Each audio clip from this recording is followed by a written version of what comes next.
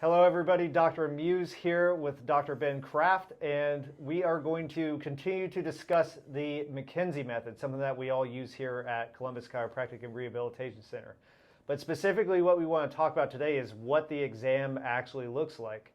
So oftentimes when you go to a chiropractor, a physical therapist, a medical doctor, you name it, we deem what many people do as a condition-specific exam and treatment. And what we mean by that is, let's use the knee as an example. If you go into whatever clinic it is, I'm not going to pick on any specific person here, but if you go in with a knee problem, oftentimes the exam is solely focused on the area where you say your pain is, which oftentimes is an okay thing. Let's say like with an ACL tear. Well, yes, you need to examine that knee and see if it's compromised.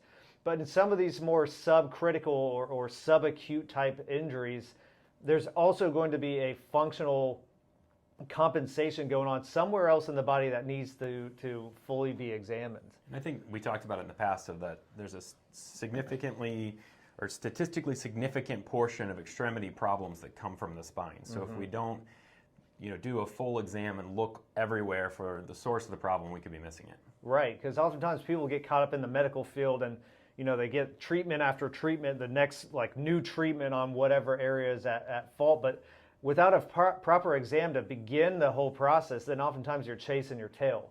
So what the McKenzie method exam looks like is we deem it to be more of a patient-centered exam and treatment. So every single person who comes in, let's use back pain in this case, we're going through the exam. We're not throwing the same condition-specific therapy at that person. Some of the treatments that we use may look like and may be the same as some other people who are being treated for that, but at the end of the day, we're trying to take the guesswork out of the condition they're coming in for so that we can be as specific to their complaint as possible. So why don't we start to talk a little bit about what does the McKenzie exam encompass? Yeah, so it's typically it's repetitive end range loading of a joint. And there's also to McKenzie, there's a dose response. So we may go through a few movements and then recheck. And so if we establish a baseline as range of motion of a joint, and then we go through these exercises and then retest it.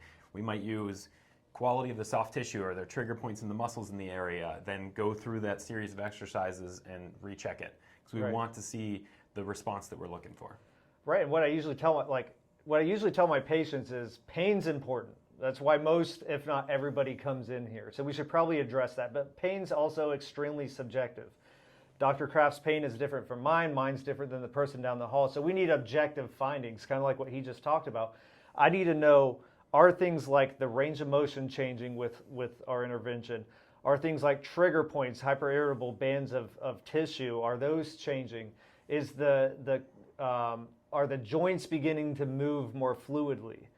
If we can change these objective things, then pain usually follows suit. So as part of this McKenzie exam, we're trying to figure out what the directional preference is. And we talked about this in another video, so go back to the YouTube page and check that one out. But we're trying to find a specific direction, like in the case of the low back, maybe extension is going to be the direction that reduces their symptoms. And there's no way for us to truly know if it is the directional preference outside of using some of these audits we just talked about. And that's where I feel a lot of medical professionals may not check their work. If we only use pain, well, we could throw a medication at somebody and they may feel better, but we may not be changing function or what really got them into that issue in the first place. So that could just be a Band-Aid. We need to know if function is changing. Do the joints move better? Does the overall range of motion improve? Does the tissue tone and tenderness change? And we're going to go back and forth. We're going to have someone go through something like repeated extension for the low back, and then I'm going to come right back and recheck that stuff. Maybe there's a change, maybe there's not. Either way, it's going to drive us in one direction or the other to continue to try to figure out this puzzle.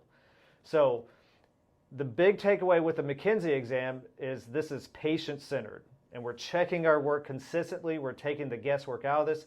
We want to send our patients home with preferably one exercise to perform instead of a full packet of different exercises.